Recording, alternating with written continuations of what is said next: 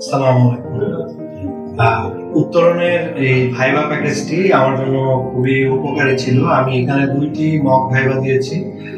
এই উত্তরণের যে আয়োজন ভাইবার জন্য, মক ভাইবার জন্য, তা আমার কাছে মনে হচ্ছে যে আসলে তাদের সমস্ত আয়োজনটাই আমার কাছে খুবই পজিটিভ মনে হচ্ছে।